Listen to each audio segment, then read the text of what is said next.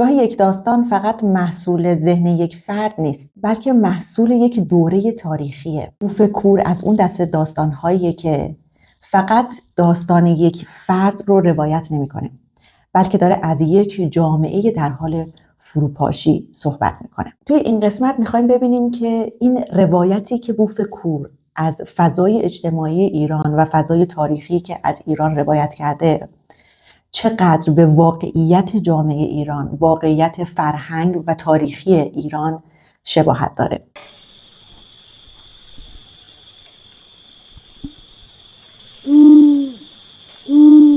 بعد از اینکه یک بررسی روانشناسانه‌ای توی قسمت قبل در مورد فضای داستان، شخصیت راوی و کلیه شخصیت‌های داستان داشتیم، یک پایه‌ریزی انجام دادیم که حالا بتونیم این بحث رو ادامه بدیم به سمت بحث‌های اجتماعی، فلسفی و تاریخی. از نظریات مهم روانشناسی آگاه نباشیم نمیتونیم در مورد روان جامعه صحبت بکنیم، در مورد فرهنگ نمیتونیم صحبت کنیم، چون اینا با هم درآمیخته هستن و همدیگر رو تکمیل میکنن. پس بنابراین با هم همراه باشین که توی این قسمت میخوایم یک نگاه خیلی جامع تری به این رمان بندازیم.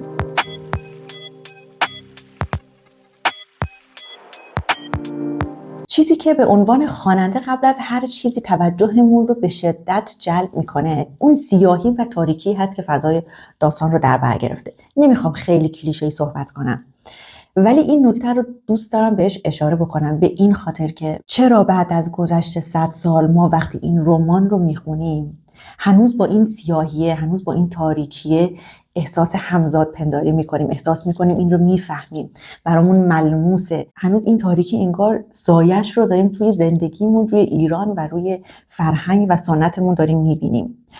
من به عنوان یک زن وقتی این رمان رو میخونم این تاریکی و این نگاهی که به زن توی این رمان وجود داره رو هنوز حس میکنم، برام ملموسه. و این نکته قابل توجهیه که وقتی میخوایم در مورد بوف کور صحبت کنیم اینه که بعد از گذشت 100 سال هنوز هم بدنه جامعه به این بیماری مبتلاه. برای جواب دادن به این سوال باید با هم برگردیم عقب به ایران دوران رضاشاه، ایران سنت شکن اما زخم خورده، ایران در حال گذار، ایران بی‌هویت شده، ایرانی که نه دیگه خودش رو توی سنت و تاریخ میتونه تعریف کنه و سربلند باشه و نه اصلا مدرنیته رو میتونه بپذیره و در جریان مدرنیته قرار بگیره و دوباره خودش رو توی این جریان قدرتمند کنه و هویت جدیدی برای خودش پیدا بکنه که در این هویت جدید بتونه به اون قدرت و شکوهی که در گذشته داشته دست پیدا بکنه.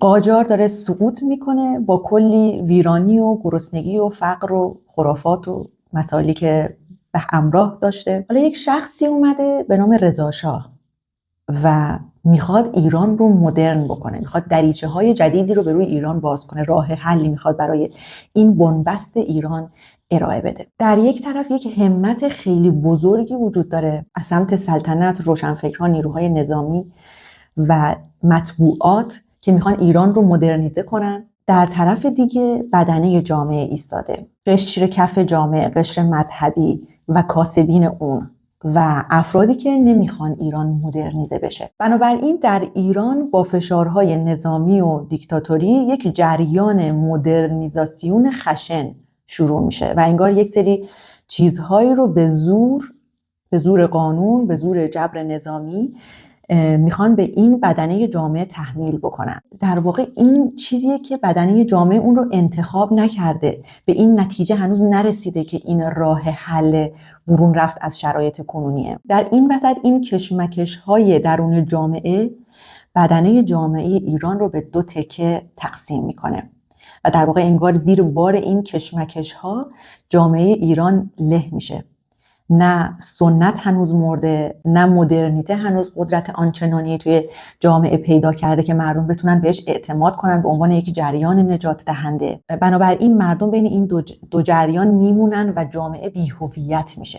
یعنی جامعه ایران نمیتونه خودش رو یک جامعه مدرن پیشرفتگرا ببینه و نه دیگه میتونه توی اون قالب سنتی خودش به حیات خودش ادامه بده.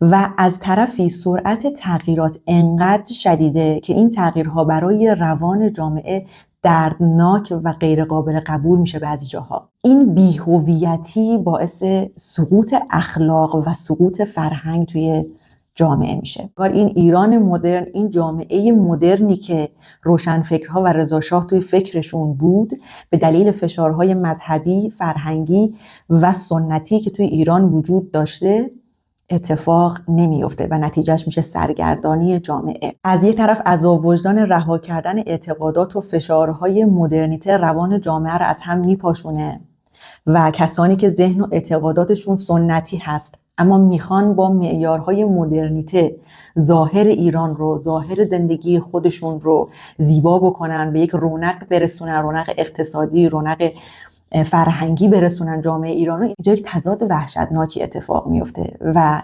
نتیجهش میشه آدم‌هایی که در درون، در فکر، در باطنشون هنوز سنتی فکر میکنن، یک نقاب مدرنیته به صورتشون میزنن، لباسهاشون رو مدرن میکنن و میخوان در این قالب متظاهرانه زیست بکنن. در واقع مدرنیته هنوز وارد روان و فکرشون نشده، وارد زندگیشون نشده و میخوان با یک ظواهری از مدرنیته به اون دستاوردهای مدرنیته برسن. و به خاطر همین صادق هدایت این وضعیت رو خیلی خوب توصیف میکنه. در یک جایی میگه که در این مملکت همه چیز قلابی است، نه سنت داریم نه تجدد، همه فقط نقش بازی میکنن. و این قضیه چیزی که توی بوف کور هم خیلی خوب تجلی پیدا کرده و صادق هدایت خیلی خوب این رو توی داستان هم آورده. مثلا شخصیت ها توی داستان بوف کور همه دو وجه دارن، زنها دو وجه دارن، مردها دو وجه دارن.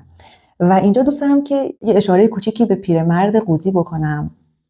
یک جای صادق هدایت در مورد پیرمرد قوزی اینجوری صحبت میکنه، میگه که او، یعنی در واقع پیرمرد قوزی، انگار از دل تاریخ بیرون اومده بود. اگر یک نگاه استعاری به این صحبت، به این جمله داشته باشیم، میتونیم پیرمرد قوزی رو نماد تاریخ پوسیده ایران در نظر بگیریم، نماد تمام سیاهی ها و رنج هایی که توی این تاریخ کهن و بسیار طولانی که ایران داشته، قدمت بسیار طولانی که ایران داشته بهش وارد شده، تمام جنگ ها، تمام خشونت ها و خونریزی هایی که توی این کشور انجام شده شاهدش بوده، مردم این کشور شاهدش بودن.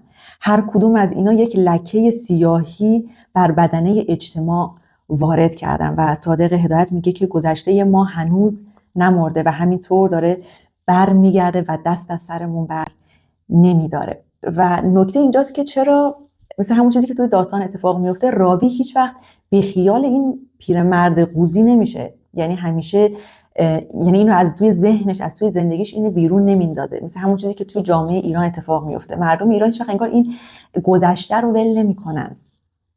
علتش اینه که من فکر میکنم یکی از علتاش اینه که همونطوری که پیرمرد قوزی بعضی جاها توی داستان میاد یه کار خیری انجام میده، میاد یه کار خوبی برای راوی میکنه و از طریق این کار خوبه انگار بقای خودش رو برای جامعه، برای یک چند سال دیگه تضمین میکنه. درسته سیاه تاریکه و یه عالم رنج و درد همراهش هست و جامعه هم اینو میدونه، اما به خاطر اون خدمت‌های اندکی که میکنه و اون عذاب وجدان و احساس شرمی که به جامعه القا میکنه، جامعه به این راحتی ها نمیتونه رهاش کنه. راه حلش چیه؟ راه حلش اینه که جامعه آگاه بشه و جامعه وقتی آگاهی پیدا بکنه میدونه که این احساس شرمه واقعی نیست، این خدمته درسته که یه خدمتی داره اتفاق میفته ولی در پشتش داره خیلی چیزهای سیاه هم اتفاق میفته و ما باید بین بد و بدتر بد رو انتخاب کنیم و گذار کنیم از این شرایط. این بخش قرار خیلی طولانی باشه چون بسیار بسیار نکته و پیچیدگی های زیادی توش هست که من خیلی دوست دارم درباره همشون صحبت کنم. بنابراین ممکنه این ویدیو یک ذره، این قسمت ممکنه یک ذره طولانی بشه، اما ارزشش رو داره که در موردشون صحبت کنیم و دوست دارم که یک دریچه‌ای رو باز بکنم از طریق این ویدیو تا آدم‌هایی که توی این زمینه چیزایی میدونن بیان صحبت کنن و از نظراتشون استفاده کنن. بنابراین خواهش میکنم که شما هم اگر چیزی دوست داشتین به این ویدیو اضافه کنید یا نقدی داشتین حتما بنویسین. اجازه بدین که این ویدیو یک ویدیو کامل تری باشه با نظرات شما. در ایران اون زمان زن هنوز تعریف مستقلی نداره، نه در قانون، نه در فرهنگ، نه در خانواده.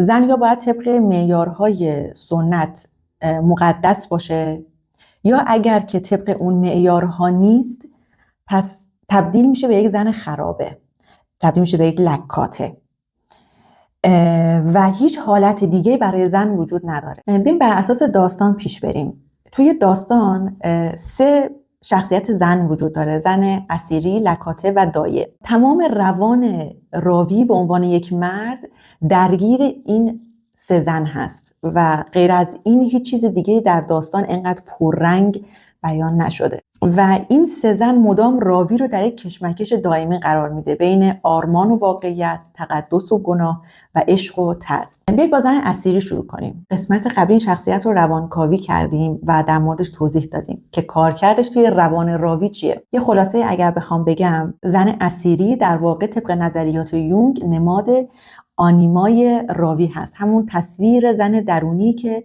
هر مرد برای خودش میسازه که اغلب آرمانی، نمادین و دست نیافتنیه. در واقع یک تصویر غیر واقعی از زن. نگاه انسانگونه به زن نداره، یک نگاه رؤیاگونه است، یک نگاه غیر واقعیه. یونگ میگه که آنیما میتونه الهام بخش باشه و کمک کنه که مردها در روان خودشون به یک تعادل برسن. اما این قضیه اونجایی به مشکل برمیخوره که مردها شروع میکنن در روابط و دنیای بیرون این زن آرمانی رو با زنهای دیگه مقایسه میکنن و یا حتی دنبالش میگردن یا میخوان ایجادش بکنن. میخوان زنهای دنیا یا زنهایی که باشون در ارتباط هستن رو تا جای ممکن به این زن آرمانی شبیه کنن.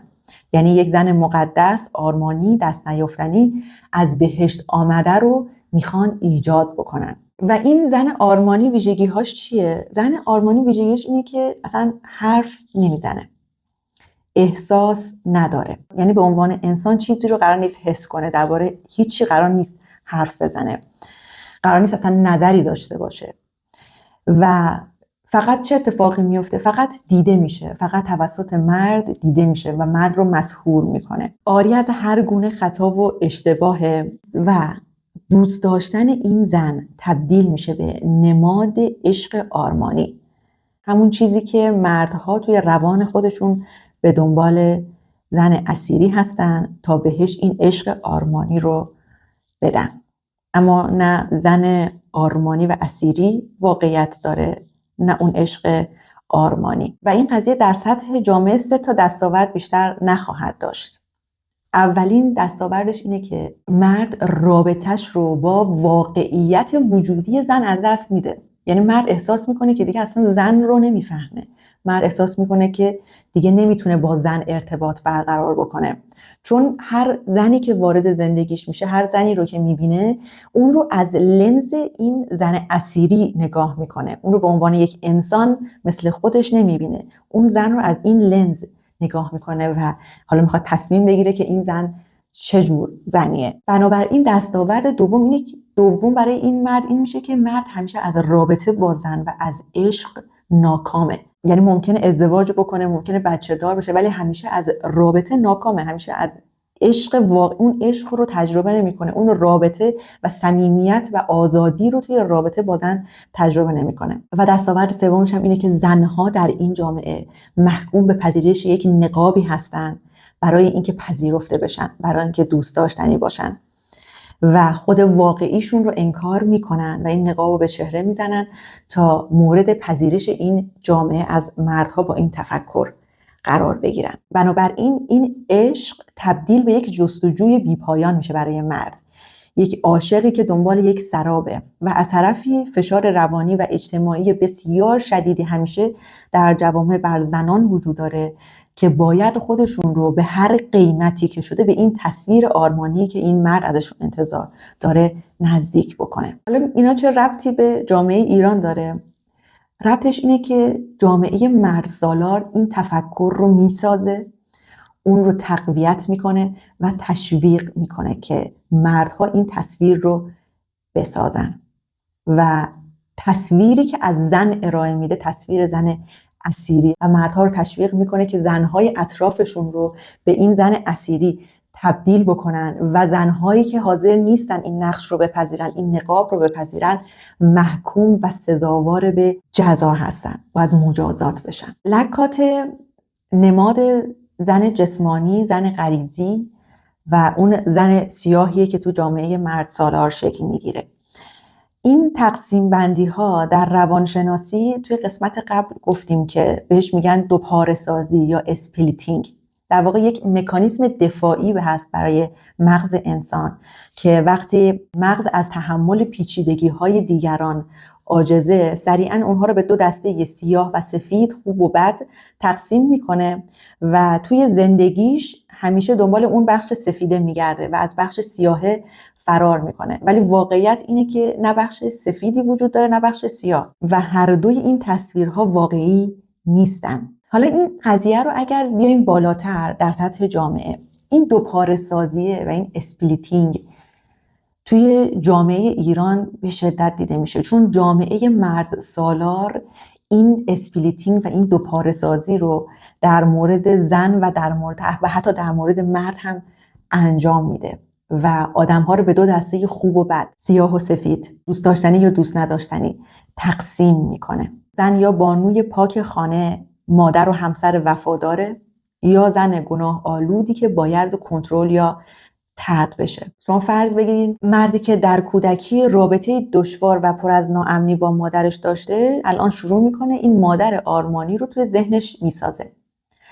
حالا این مرد بزرگ میشه و وقتی زن زندگیش رفتاری غیر ایدئال نشون میده، یعنی رفتار این رفتار مادرش نشون میده، تمام این ناکامی ها، خشم ها، نفرت هایی که توی کودکی از مادرش به وجود اومده توی روانش، در قالب تهمت، شک، نفرت نسبت به این زن بالا میاد. به وضوح مشخصه که زن لکاته به خاطر اینکه هیچ شباهتی به تصویر زن اسیری در روان راوی نداره، مورد خشم و نفرت و غضب راویه. در سطح جامعه اگر بخوایم به این قضیه نگاه کنیم، در جامعه سال 1300 تا 1320، کلا سده 1300، مطمئناً مردان روابط خوبی با مادرانشون نداشتن. این چیزیه که نمیتونیم انکارش بکنیم. این خشونت ها و خشم و نفرت هایی که در جامعه نسبت به زنان وجود داشته، میتونیم بگیم یکی از عللش همین بوده. وقتی زن مطابق تصویر آرمانی مرد در جامعه عمل نمیکنه، تمام این خشم و ناکامی های کودکی بالا میاد و مرد میخواد این انتقام رو از جامعه زن بگیره و بنابراین زن تبدیل میشه به لکاته، نفرت انگیز، زمینی، فاسد که باید طرد بشه. حالا که بحث رسید به مادر آرمانی، ذره درباره دایه من دوست دارم صحبت کنم. دایه گفتیم که نماد مادر هست توی این داستان، همون کسی که بی صداست، کودک رو تغذیه میکنه، نگهداری میکنه، بزرگش میکنه، اما همیشه نامرئیه، کارش ارج و ارزش نداره، مزد نداره، دیده نمیشه و همیشه جامعه ازش انتظار داره که بی قید و شرط نثار کنه، خودش رو نثار کنه، وجودش رو نثار کنه، آرزوهاش رو فدا بکنه و اگه فقط بخواد یک ذره خودش باشه، آرزوهاش رو دنبال کنه، اهدافش رو دنبال کنه، خودش رو زندگی بکنه، دیگه میشه مادر بد، دیگه میشه مادر نفرت انگیز. توی رمان بوفکور هم این قضیه خیلی خوب دیده میشه. دایه مثل یک لنگر میمونه که بین وابستگی عاطفی و اون حس خفگی و یا حتی طرد شدگی که بعضی اوقات برای راوی ایجاد میکنه در حال حرکته. یعنی همون حقیقتی که از مادر وجود داره، یعنی مادری که در عین حال میتونه مراقبت کننده و حمایت کننده باشه، بعضی وقتها ممکنه که طرد هم بکنه، بعضی وقتها ممکنه که بخواد بره دنبال آرزوهای خودش. و راوی وقتی که نیازمند مراقبته، وقتی مریضه، وقتی غذا میخواد، دایه همیشه هست، اما این مراقبته اون رو آروم نمیکنه، چون دایه هیچ شباهتی به تصویر مادر آرمانی و اون مادر اسیری در ذهن راوی نداره. بنابراین دایه هر چقدر هم که توی این جامعه فداکاری بکنه، هر چقدر هم که برای راوی وقت بذاره، خودش رو فدا کنه، باز راوی انگار هنوز راضی نیست، چون اون تصویر مادر اسیریه، اون تصویر زن اسیریه که جامعه مرد برای خودش میسازه، هیچ وقت زن رو کافی نمیکنه. زن برای مرد کافی نمیشه و این مرد رو هم ارضا نمیکنه. به خاطر همین ما میبینیم که رابی توی داستان زنهای خیلی خوبی رو توی زندگیش داشته، عمش که ازش مراقبت کرده، دایه که ازش مراقبت میکنه و حتی لکاته که واقعا نماد یک زن واقعی هست توی دنیای واقعی. همه این زنهای خوب رو توی زندگیش داره، اما هیچ وقت نمیتونه رابطه خوب با اینها برقرار کنه، به خاطر اینکه این تصویر غیر واقعی که جامعه مردسالار از زن به مرد میده اجازه نمیده که مرد واقعیت زن رو ببینه، بپذیره و با این واقعیت بتونه یک رابطه خوب و مثبتی رو برقرار بکنه. و این نگاه مادرها رو و زنها رو مورد آزار و خشونت قرار میده و انگار زنها همیشه مورد قضاوت هستن، هر کاری بکنن کافی نمیشن، هر کاری بکنن هنوز اون چیزی که باید باشن نیستن و این باعث میشه که زن نمیتونه خود اصیلش رو توی این جامعه زیست بکنه و این قرار مشکلات خیلی عظیمی رو برای جامعه به همراه داشته باشه و حتی برای خود مرد، یعنی مردهایی که در نسل بعدی قرار از طریق این زنها پرورش پیدا بکنن. من این رو انکار نمی کنم که تغییراتی ایجاد شده، اما یه چیزی همیشه برای من جای تأسف داره، اینه که هنوز هم توی این دوره زنهایی وجود دارن که این نقاب‌ها رو میپرستن و هنوز دوست دارن این نقاب‌ها رو به چهره بزنن تا مورد قبول این جامعه بیمار قرار بگیرن. یعنی شما میدونی یک جامعه بیماره، شما میدونی یک فرد بیماره، اما میای خودت رو بر اساس این معیارهای بیمارگونه تغییر میدی تا مورد تایید این فرد بیمار قرار بگیری و این طرد شدگی از طرف این جامعه بیمار رو انگار نمیتونن بپذیرن به عنوان یک واقعیت و نقاب میزنن، خودشون رو انکار میکنن و هر چقدر که این جامعه بیمار بزرگتر باشه، این طرد شدگی قرار سنگین‌تر باشه برای زن، قرار سخت‌تر باشه و این فقط در سایه آگاهی برای یک زن اتفاق میفته. این که من علی‌رغم این که میدونم قرار توسط جامعه عظیمی از کشورم طرد بشم، اما انتخاب میکنم که این نقاب رو به چهره خودم نزنم و یک رابطه بدون نقاب با یک مرد برقرار بکنم. من به عنوان یک زن تلاشی ندارم برای این که مورد قبول یک مردی قرار بگیرم خودم رو مشابه این تصویر زن آرمانی برای این مرد بکنم. من قرار خود آرمانیم رو ارائه بدم، یعنی اون بهترین چیزی که میتونم باشم. قرار نیست خودم رو به یک تصویری نزدیک بکنم، در یک چارچوبی خودم رو قرار بدم. از این ویدیوها و تایتل هایی که توی شبکه‌های اجتماعی خیلی بازدید میخوره میشه هنوز فهمید که درسته که جامعه ایران نسبت به 100 سال پیش خیلی تغییر کرده، ولی متاسفانه این تفکر، این دوپاره سازی، این نگاه به زن هنوز زیر پوست جامعه داره در یک لباسهای جدید و در یک ظاهر و آرایش جدید داره هنوز زیست میکنه، داره هنوز گسترش پیدا میکنه و جامعه به این آگاه نیست متاسفانه. مثلا شما در نظر بگیرید همین ایده ناموس توی هر دوره در یک لباس جدیدی داره باز تولید میشه، یعنی هر بار خودش رو یه جور جدیدی بزک میکنه و میخواد خودش رو دوباره به جامعه ایران غالب بکنه و علتش هم اینه که واقعا آگاهی وجود نداره و پدیده ناموس چیزیه که باعث میشه حرکات، روابط، جسم، فکر و احساس زن همیشه در اسارت باشه و این زن رو از یک انسان تبدیل میکنه به یک شیء و مرد رو از یک انسان تبدیل میکنه به یک زندانبان. و این یادتون باشه که زندانبان از خود زندانی تره و اینو بهش میرسیم و بیشتر در مورد صحبت میکنیم. صادق هدایت این کارو میکنه که ما بفهمیم اگه در سطح روان خودمون، حالا چه زن باشیم چه مرد، یعنی حتی برای زنها هم ممکنه این تصویر آرمانی اتفاق بیفته، بیایم یک تصویر آرمانی برای خودمون بسازیم و بخوایم اون بخش دیگه جامعه رو با اون تصویر بسنجیم و حتی بخوایم اون رو بهش نزدیک بکنیم. یعنی بیایم قوانین بذاریم که مرد باید اینطوری باشه، زن باید اینطوری باشه، که زن خوب باشه، مرد خوب باشه و در قالب این چارچوب‌ها بخوایم رابطه برقرار بکنیم.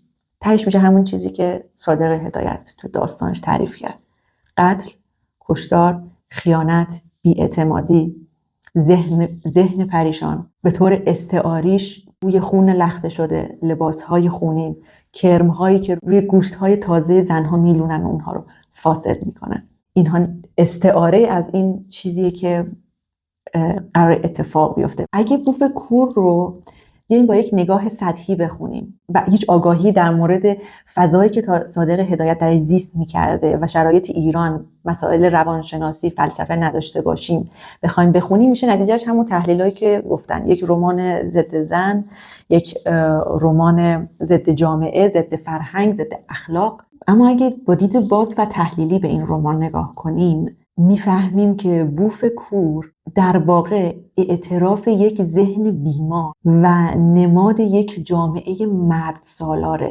بیماره و آینه که چهره زشت مرد سالاری رو جلوی چشممون میذاره و نحوه بیمارگونه شدن و عواقب خطرناکی که برای جامعه داره رو بهمون نشون میده. من چند وقتی هست که در مورد این قضیه صحبت میکنم، البته نه در قالب ویدیو مینویسم، و وقتی در مورد جامعه مرد سالاری صحبت میشه، کلا در مورد فرهنگ مرد سالاری صحبت میشه، متاسفانه خیلی از آقایون میان و شروع میکنن از این فرهنگ دفاع کردن که اینا اصلا نمیدونن جامعه مرد سالاری چیه و فقط به خاطر اسم قشنگش مرد سالار فکر میکنن که داخلش قرار اتفاقات خوبی برای مردها بیفته.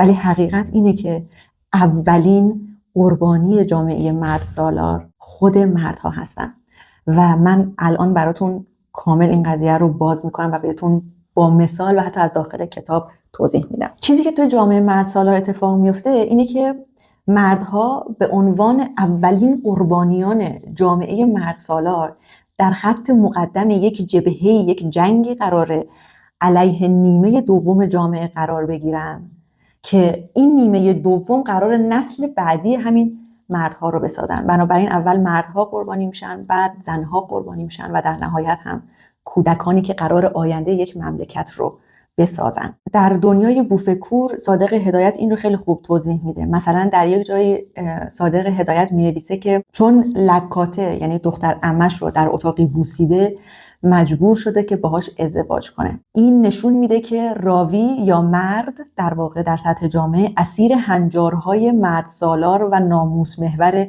جامعه است. جایی که یک بوسه آبروی زن یا یک خانواده دیگه یا یک مرد دیگه رو در واقع خدشه‌دار میکنه و اون مرد خطاکار باید برای جبران زندگی خودش رو و حتی آینده خودش رو فدا بکنه و این گونه مجازات بشه. زندگی و آینده و رابطه خوب داشتن در واقع اینجا برای مرد به پایان میرسه. در سطح روانی راوی دیگه هیچ وقت با لکاته نمیتونه ارتباط برقرار بکنه. به خاطر یک خطایی که به ظاهر خطایی که انجام داده مجبور شده با این زن ازدواج بکنه. ممکنه هیچ شباهت اخلاقی و عقیدتی با این زن نداشته باشه.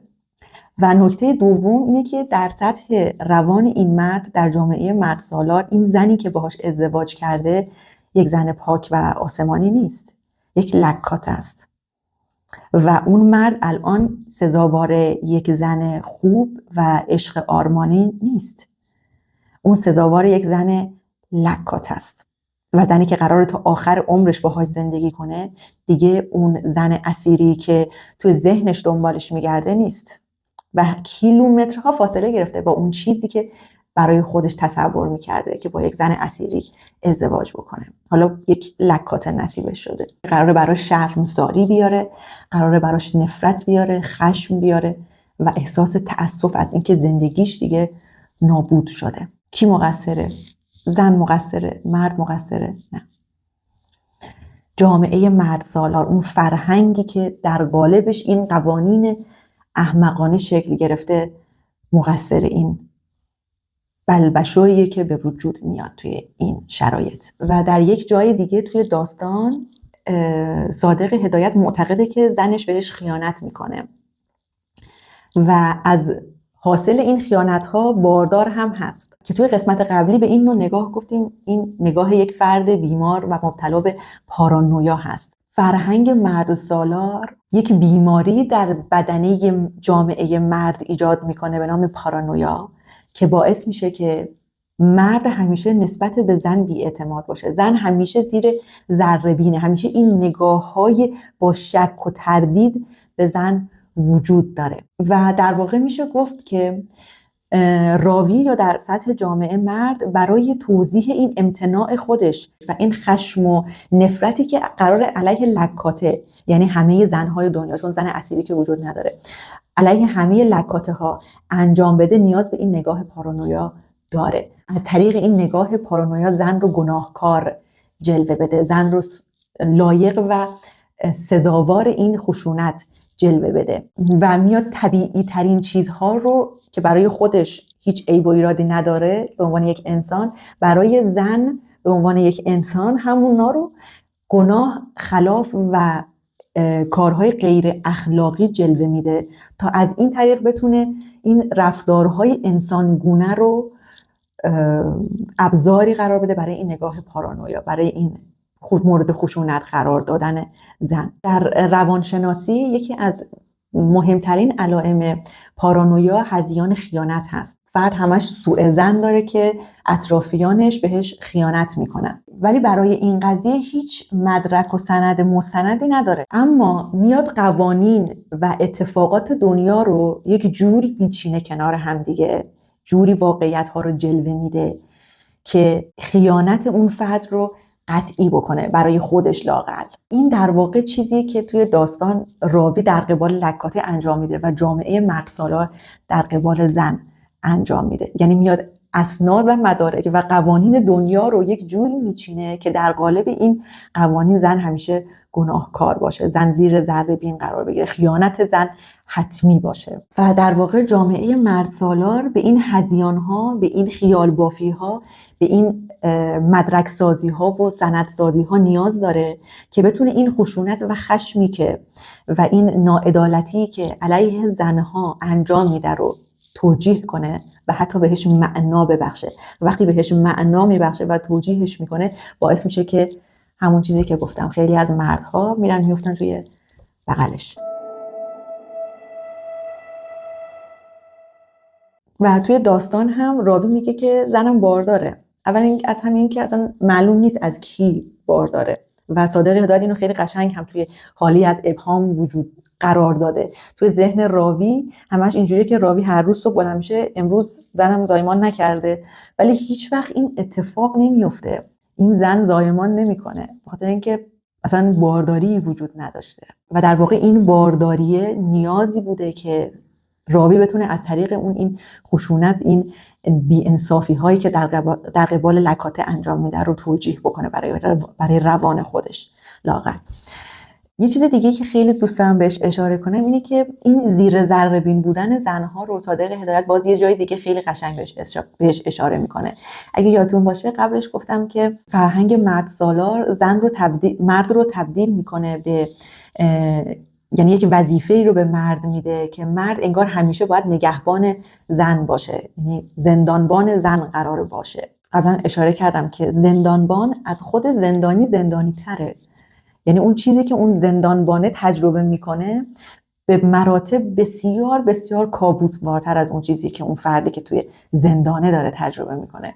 چون اون کسی که تو زندانه ولی اون کسی که بیرون زندانه و بهش هم گفتن که تو فرار کردن این آدم از این زندان برای تو بحث مرگ و زندگیه، بحث آبرو و بی آبرو شدنه. اینجا دیگه این آدم دیگه خواب و خوراک نداره، شب و روز داره به این فکر میکنه من چیکار کنم این زندان رو مستحکم ترش کنم.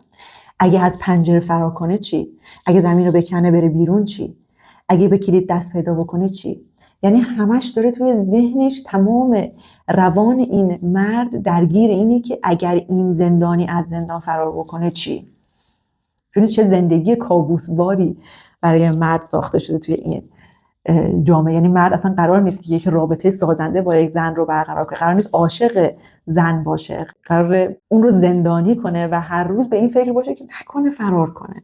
راوی تعریف میکنه که میگه که لکاته آدم بسیار بی ارزشیه، به خاطر اینکه شبها از پنجره فرار میکنه و میره بیرون تا با آدمهای دیگه بخوابه و این کابوس راویه، یعنی چیزی که راوی داره ازش رنج میبره، بهش فکر میکنه اضطراب میگیره، بهش فکر میکنه احساس شرم میگیره، حالش بد میشه از فکر کردن به این قضیه. یعنی این که زن یا لکاته از این خونه میره بیرون و این زندان رو میشکنه و از زندان میره بیرون، این داره روان راوی رو آزار میده و وقتی این زن میره بیرون یک اتفاق بیشتر تو جامعه مردسالار نمیفته، اینی که قرار خیانت کنه، چون همه چیز قراره به این قضیه ختم بشه، چون قوانین جوری چیده شده که زن قراره که هر کاری بکنه اون خطا و گناه باشه و قراره برای مرد شرمساری به همراه بیاره و این دقیقاً بازتاب کابوس جامعه مرد سالاره و این قضیه داره مثل خوره، این ترس داره مثل خوره جامعه مرد سالار رو میخوره، داره روان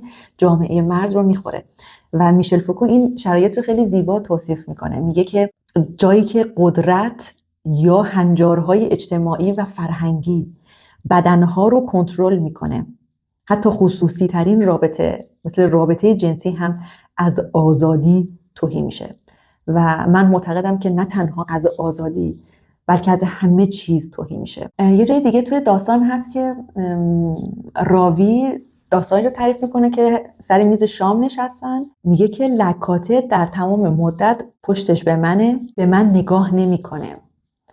این خیلی توصیف استعاری زیباییه، خیلی به نظر من خیلی قشنگه، چون که این فقط یه رفتار ساده رو توضیح نمیده. اگه بیایم توی سطح جامعه، این داره این قضیه رو صادق هدایت بازتاب میده که در سطح جامعه روان زن جامعه از روان مرد جامعه بیزار شده، رو برگردونده، قهر کرده. یعنی دوتا بدنه جامعه از همدیگه رو برگردوندن. روان مرد جامعه که همش نگاه با شک و تردید، نفرت، خشم، نگاهی خالی از عشق به اون بدنه جامعه به زنها داره و از اون طرف زن هم خسته شده از این نگاه، زن هم ناامید شده، زن هم رو برگردونده، زن هم خشمگینه از این نگاه. مقصرش کیه؟ مردها؟ نه. زنها؟ نه. مقصرش جامعه مرد سالاره و راه حل بیرون رفته همچین جامعه از این همچین شرایطی چیه؟ آگاهی، آزادی، پس زدن باورهای اشتباه، نپذیرفتن اونها، اینکه انقدر آگاه بشیم که حتی توی لباسهای جدید و بزک دوزک جدید هم که میان توی زندگیمون سریع تشخیصشون بدیم، سریع بهشون نبگیم، اجازه ندیم وارد زندگیمون بشن. یک برابری برای زن و مرد وجود داشته باشه و در قالب این برابری زن بتونه نگاه واقع بینانه نسبت به مرد داشته باشه و مرد هم بتونه واقعیت وجودی زن رو ببینه و درک کنه و حالا در بستر این واقعیت و دیدن واقعیت یک رابطه سالم قرار بین این دوتا شکل بگیره و همه اینها وقتی اتفاق میفته که مرد از اسارت بیرون بیاد و زن هم بعد از اون از این اسارت بیرون میاد. آزادی روان مرد از این وسواس‌های مرد سالارانه و آزادی زن از این قوانین و این نقاب‌هایی که به چهره باید بزنه تا پذیرفته بشه. این چیزیه که خیلی خیلی ساده است ولی راحت نیست.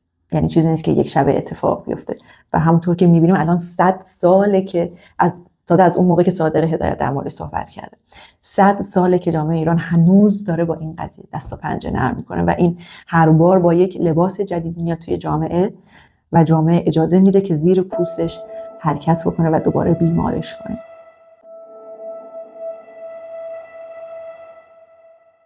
همونطور که میدونین صادق هدایت بسیار تحت تأثیر فلاسفه اگزیستانسیال بوده، مثل آلبرت کامو، شوپنهاور و کافکا خصوصاً و توی تمام نوشته های صادق هدایت این قضیه به چشم میخوره، چیزی که اگزیستانسیالیست ها در مورد صحبت میکردن، مسئله مرگ و مسئله پوچی. اگزیستانسیالیست ها معتقد بودن که زندگی نه قابل فهمه نه قابل نجات و این توی بوفکور هم تجلی پیدا کرده. این صحنه‌هایی که راوی ساعت‌ها روی جلوی یک سوراخی می ایستاده و به یک تصویری نگاه می‌کرده که اون تصویر حقیقت نداشته. در واقع این اشاره داره به اون چیزی که ما آدم‌ها دنبالش می‌گردیم ولی وجود نداره. این یک توهمه، این واقعیت جهان نیست. و یا همین مرد قوزی که هیچ وقت دست از سر راوی بر نمی‌داره و همیشه توی زندگیش هست.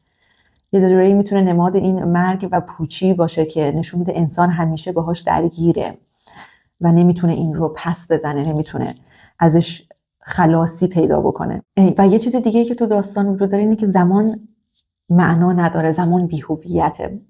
شخصیت‌ها بی‌هویتن، تکراری‌ان و آدم‌ها انگار هیچ فرقی با هم دیگه ندارن. اینها توی روانشناسی بهشون میگن توهم، هذیان. اما توی فلسفه اینا نشانه پوچیه. در فلسفه اگزیستانسیال تاکید میشه که ما در جهانی زندگی میکنیم که به شدت بی‌معناست و حتی فرهنگ و سنت هم نتونستن به جامعه کمک کنن و قرار هم نیست کمک بکنن.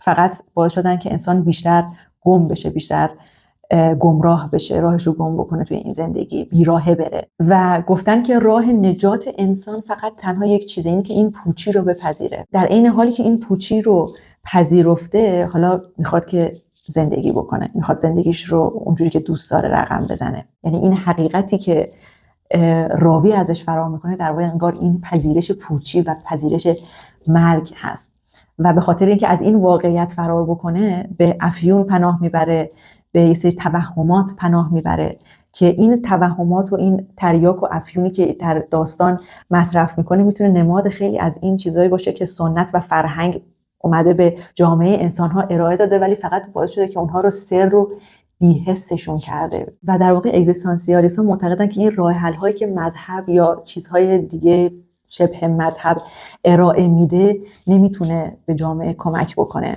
به خاطر اینکه اینا مثل افیون هایی میمونه، مثل مواد مخدری میمونه که موقتاً جامعه رو یک تسکین سطحی میده، ولی حقیقت اینه که جامعه چه بخواد چه نخواد با این حقیقت درگیره و اگر میخواد تعالی پیدا بکنه راه حلش فقط و فقط در پذیرش این پوچی و پذیرش مسئله مرگ هست و بعد با توجه به پذیرش اون باید جامعه تصمیم بگیره که میخواد به کدوم سمت حرکت بکنه. اگه بوف کور هنوز به عنوان یک داستان خوب و قوی خونده میشه بعد از گذشت 100 سال، علتش این نیست که احتمالاً یک نگاه متفاوتی شاید به زندگی داشته یا مثلا یک داستان ترسناکی رو روایت کرده، یک فضای وهم‌آلودی رو توصیف کرده. علتش اینه که ما هنوز مشغول تقلا زدن و دست و پا زدن توی این چیزی هستیم که صادق هدایت 100 سال پیش در مورد صحبت کرد. هنوز داریم به این فکر میکنیم که سنت یا تجدد،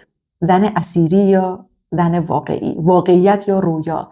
هنوز ما نتونستیم راهمون رو پیدا بکنیم. هنوز جامعه ایران هنوز راه خودش رو پیدا نکرده که میخواد چیکار بکنه و یک شخصی به نام صادق هدایت میاد این داستان رو مینویسه و از این سیاهی و تاریکی حرف میزنه به این امید که شاید آیندگان ایران این فضای تاریک رو ببینن و بخوان تصمیمی برای فرهنگ ایران، جامعه ایران و آینده ایران بگیرن. و چیزی که مشخص اینه که صادق هدایت اینا رو تبلیغ نکرده، این دنبال این نبوده که اینها رو تو جامعه رواج بده، اینا تو جامعه بوده، فقط ازشون حرف زده.